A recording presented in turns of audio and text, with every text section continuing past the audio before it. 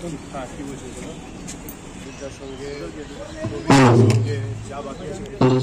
জানি যে এখনো কাজ হচ্ছে।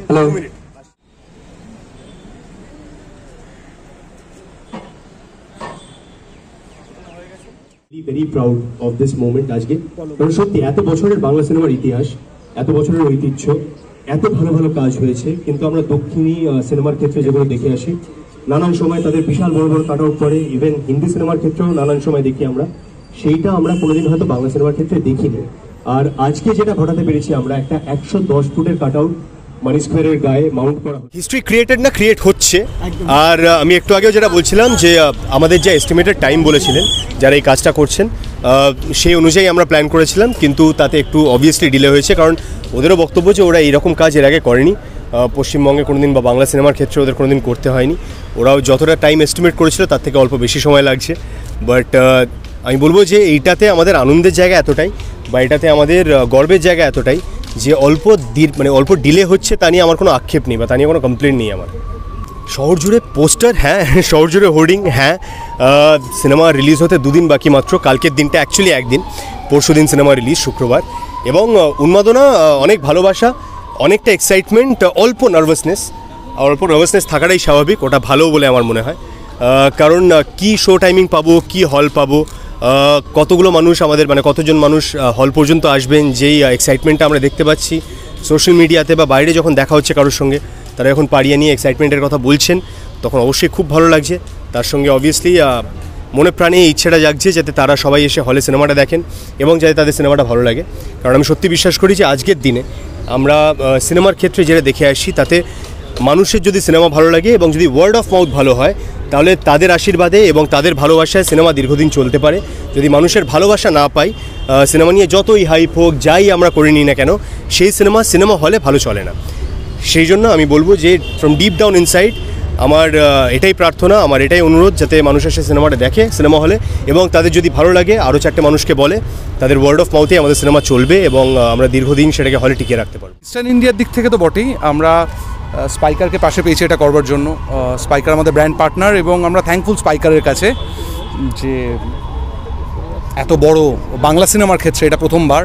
তো খুব স্বাভাবিক যে এটা একটা ইতিহাস তৈরি হলো, এবং সেই ইতিহাসটার প্রথমটা সাক্ষী আমরা রইলাম। আশা করি আগামী দিনে আরও বাংলা ছবি আসবে যারা 110টাকে ছাড়িয়ে 120, 130, 150 ফুটের কাট আউট বানাবে এবং বাংলা সিনেমার গৌরবকে গোটা ভারতবর্ষের নানান দিকে ছড়িয়ে দেবে। আমরা প্রায় 1 বছর ধরে একটা ভয়ঙ্কর পরিশ্রমের মধ্যে দিয়ে গেছি। অডিয়েন্স যদি এন্টারটেন হয়, অডিয়েন্স যদি আনন্দ পায়, এর থেকে ভালো প্রাপ্তি আর কিছু ঘটে না। কোনো অ্যাওয়ার্ড যেটা দিতে পারে না, কোনো স্বীকৃতি যেটা দিতে পারে না, যেটা অডিয়েন্সের মুখের হাসি দেয়। তো ট্রেলার এবং টিজার নিয়ে মানুষের মধ্যে যে আগ্রহ জন্মেছে, যে উন্মাদনা যেটুকুতে তুমি বলছো সেটা তৈরি হয়েছে, সেটা যদি সত্যি হল অবধি পৌঁছয় এবং প্রচুর মানুষ যদি এই সিনেমাটা দেখে, তবে আমাদের সিনেমাটা বানানোর উদ্দেশ্য সার্থক হবে বলে মনে করি। আমার কাছেও তো বড় মেসেজ। আর দুজনেই আমার খুব কাছের মানুষ, আর আমি এখানে খুব কাছে থাকি, এবং কোথাও গিয়ে আমার মনে হলো যে আমার মনই চাইলো যে ওদের পাশে, এবং তথার সঙ্গে বা বিক্রমের সঙ্গে আমার এমনি কথা হয়, কিন্তু এরকম একটা বড় কাজ হচ্ছে কলকাতায় একজন বাঙালি অভিনেতা হিসেবে আমার তো মনে হয় যে এরকম একটি কাজের পাশে থাকা উচিত এবং দেখতে আসা উচিত। এটা তো মানে বিশাল বড় একটা কাজ, এবং প্রথমবার এটা কলকাতায় হচ্ছে, এবং যে কন্টেন্টের ওপর কাজ হচ্ছে। আমিও একজন পশুপ্রেমী মানুষ, কিন্তু মানে আমার বিপদে আমি তথাকেই ফোনটা করেছি, কিন্তু একদিন, এই মুহূর্তে আমার কাছে আমার পেট নেই, কিন্তু সে যেদিনকে বিপদে পড়ে তাকে নিয়ে লকডাউনের মতো একটি সময় আমি কিন্তু প্রথম ফোনটা তথাকেই করি। এরা কিন্তু জেনুইনলি পশুদেরকে ভালোবাসে, এরা কিন্তু জেনুইনলি, মানে বিক্রমের কথাও বলছি, ওরা পশুপ্রেমী, রেস্কিউ ডগদের নিয়ে ওরা কাজ করে, এবং কোথাও আজকের দিনে মানে এটা সত্যি ওরা এটাই করে, এবং সেইটার ওপরে একটা ছবি হচ্ছে। দেখো আমার গুজবাম হচ্ছে, মানে এটা খুব বড় একটা কাজ করেছে। দেখো ছবি হওয়ার পরে কাদের কোন ছবি, এক একজনের মানুষের তো এক এক রকম ভালো লাগা থাকে। আমার কাছে আজকে জওয়ান ভালো লাগতে পারে না, আমার কাছে ডাঙ্কি ভালো লাগতে পারে, এটা যেমন আমি ডিসাইড করব, তেমনি পারিয়া কার কার ভালো লাগবে না লাগবে সেটাও দর্শকরা নিজেরাই ডিসাইড করবেন।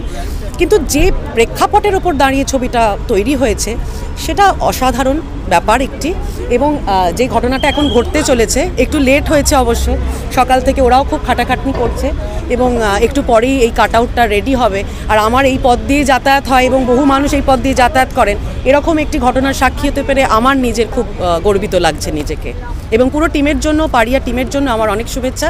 আর পারিয়াটা যখন ভাবছে তথা সেই সময় কিন্তু মানে কিছুটা জানি আর কি, মানে ওর ভাবনাগুলো, ওর চরিত্র নিয়ে ভাবনাগুলো, কাকে কী এবং কাকে কী দেওয়া যায়, কাস্টিং এই নিয়ে বিভিন্ন নাম উঠে আসছে, এইগুলোর সাক্ষী ছিলাম বলে আজকে আমার নিজের খুব ভালো লাগছে ওদের পাশে থাকতে পেরে।